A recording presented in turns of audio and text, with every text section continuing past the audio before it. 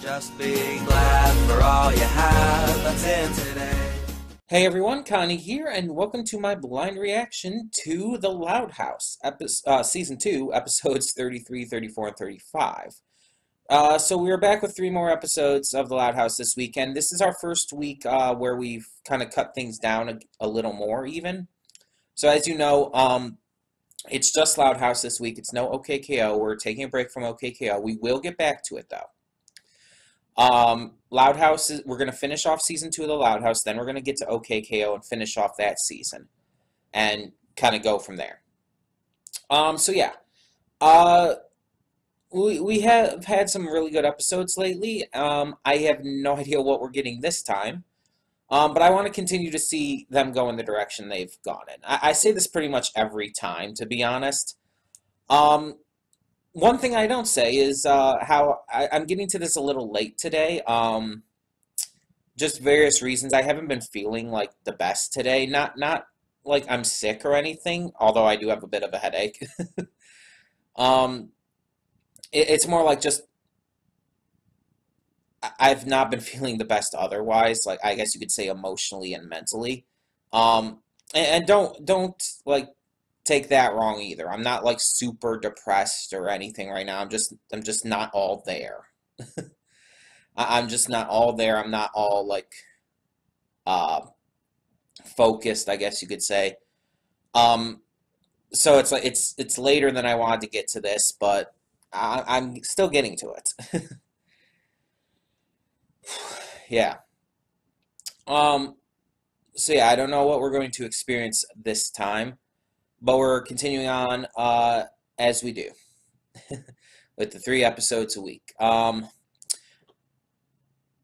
Yeah, it's just I'm really hoping that this series continues to make the progress it has been because it's been really doing well on that. I really don't want it to start slipping back into its old habits. And again, I expect there to be some episodes that aren't that great. I still expect there to be episodes that are just not that great or even bad.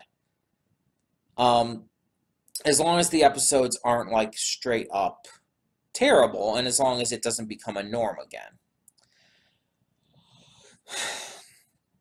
So we'll see though. I think it's mostly going to be positive from here on out. I think they finally caught their groove, but you never know. You never know.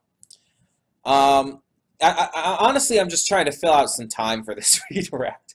I'm trying to like say something to make it a little longer, you know. But I guess we should just get on with it because honestly, there's not really a lot to say when going into these. There's not this ongoing storyline, and every time it's pretty much, oh, I want to see the same thing. I want to see them continue to make progress, continue to have episodes that focus on different characters. So it's like, it's not like there's a lot to discuss.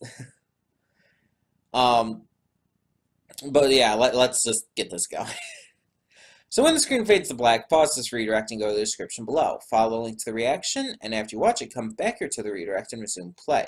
Because after it fades to black and then fades back in, everything from that point forward will be my afterthoughts.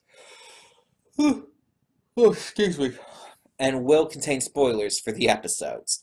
So that being said, thank you so much for tuning in, and I will see you at the reaction. Okay, and we are back, and we'll begin with spoilers in 3, 2, 1, now. Okay, so this set of episodes wasn't bad by any means. I'd say they were fairly good episodes, but nothing spectacular, nothing great. None of them were bad, I would say. But let's go through them in order. So episode 33, Clyde is kind of tired about all the nosebleeds and does not compute moments he's having with Lori, so he's trying to fix things. Lori, meanwhile, is sick and tired of it as well because the blood coming out of his nose keeps getting on her new shoes and stuff, and it's not going well. So Clyde starts to work with Lenny and Lincoln to try and better himself, to get better at talking to Lori, to just being around her and stuff. Which is actually very admirable of him, that he understands he does have a problem and he's trying to work past it. That's really cool.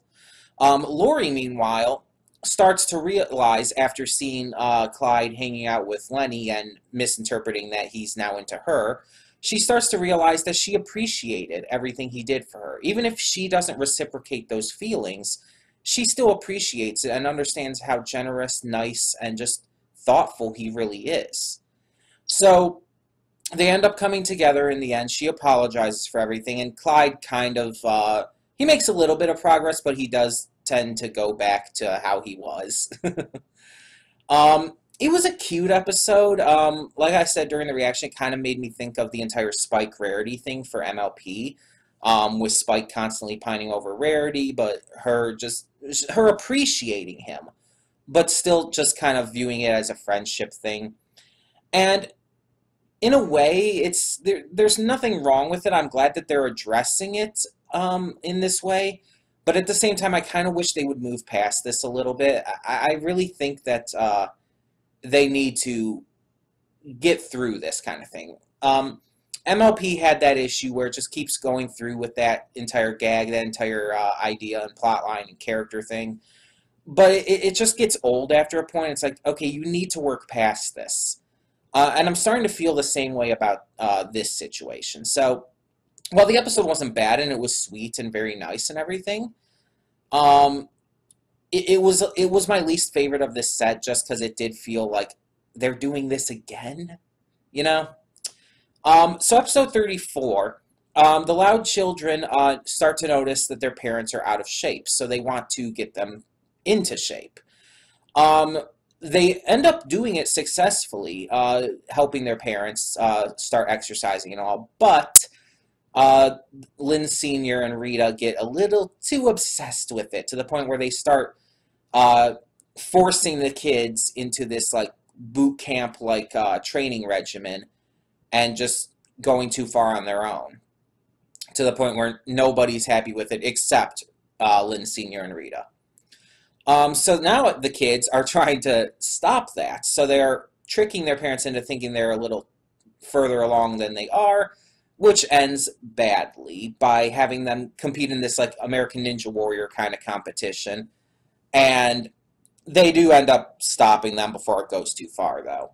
And they tell the truth, and everything kind of goes to a more healthy degree of exercise.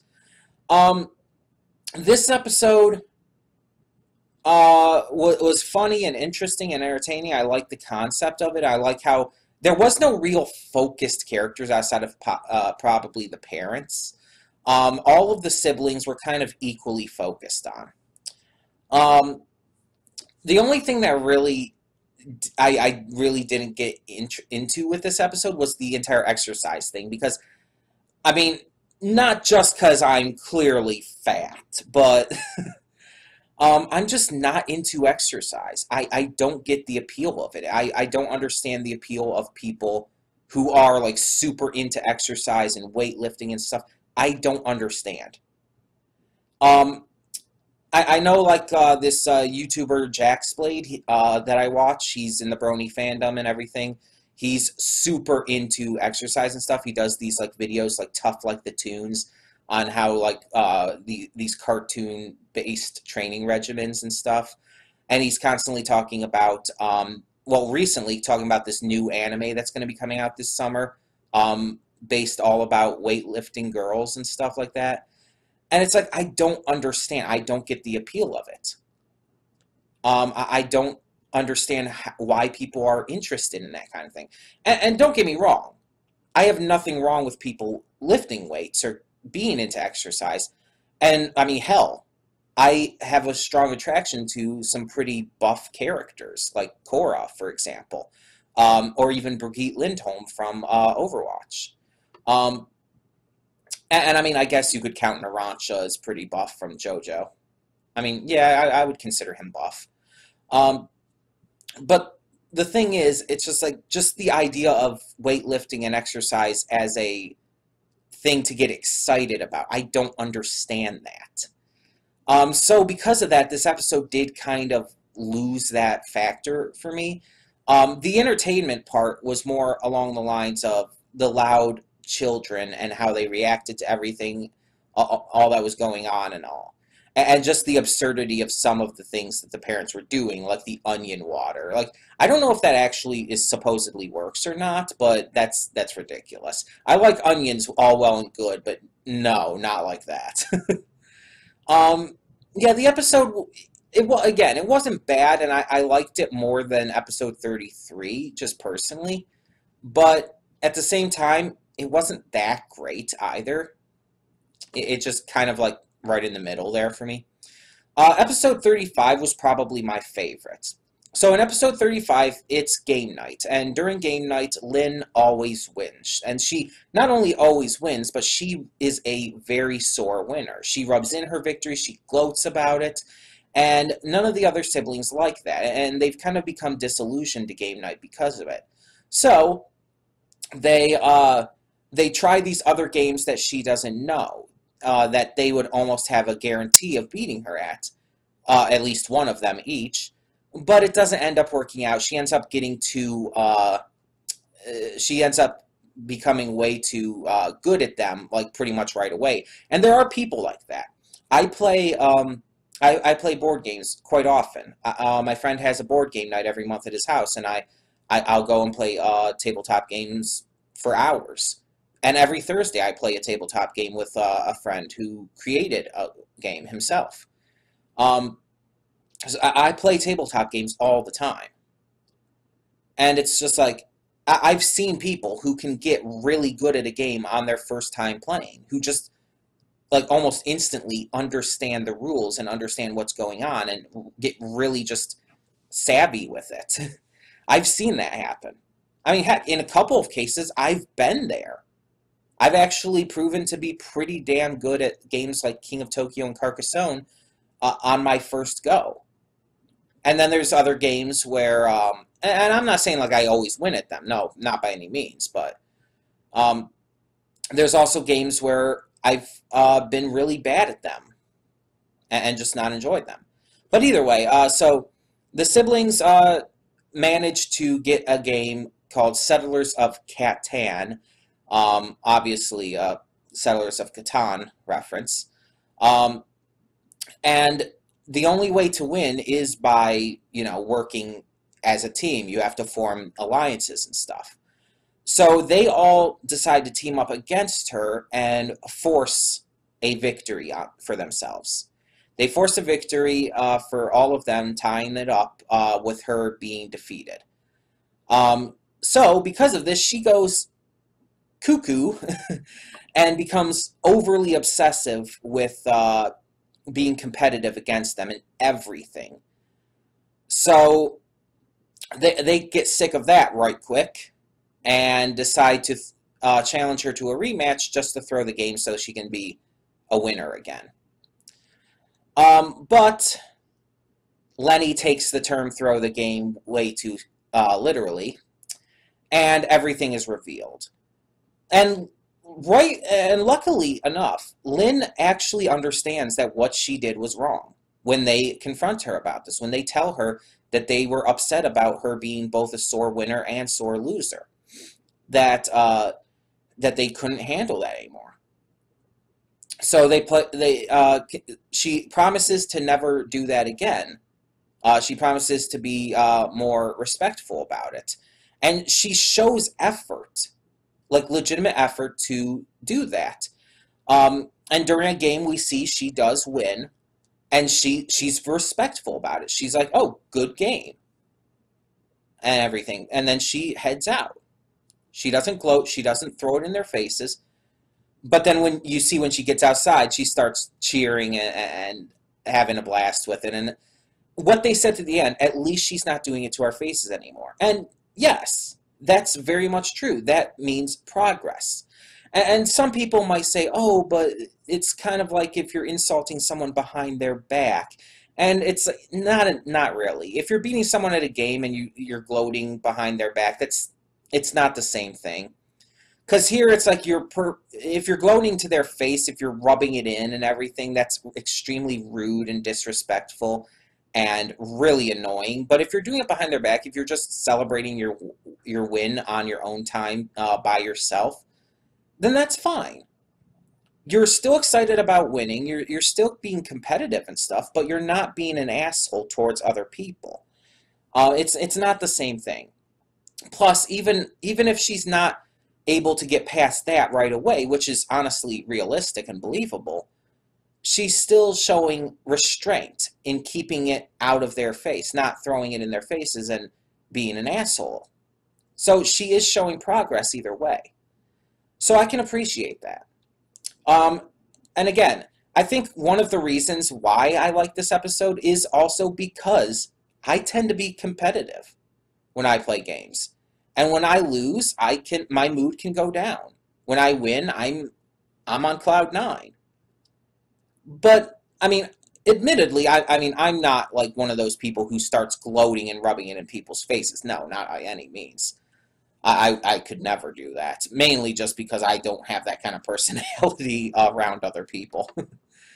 But it's like, yeah, I can get competitive. I can even trash talk a little bit while playing. I mean, obviously nothing bad or anything. Just like, just some fun little sass and all that. But it's like, I understand this the entire plot for this episode. I get it. I've seen people who are extremely sore winners and sore losers. I've played with them. And it's annoying. It's annoying as hell. And so I know what it's like. And again, being so versed in tabletop games by this point, because of my friends' game nights and stuff, I've seen this even more. And I've become more invested in the tabletop I guess you could call it community. So it's definitely something that connects more with me now. And definitely more so than the other 2 episodes. So yeah, I think that was definitely the best one. It wasn't like phenomenal or great or anything, but I enjoyed it more than the others, and I felt, again, it had a more relatable issue. And honestly, I just feel like Lynn's showing that progress in becoming less competitive, or at least less abrasive about it towards her siblings, was really nice to see. So yeah, these 3 episodes were good. Nothing great, but good. Well, okay, to a degree. The first one was just kind of meh, and the second one, well, did I just have a lag moment? Wow, I haven't had that in a while. I don't think I've had, have I had that since I started recording on the new computer? But yeah, first couple episodes were a little more towards the meh section. But again, not bad, not great, just not the best set, but definitely not the worst we've had. Tell me, though, in the comments below what you thought of these 3 episodes of The Loud House Season 2. And thank you so much for tuning in. For now, I'm Connie, and I'm signing off. See y'all next time. And though you've come through many obstacles,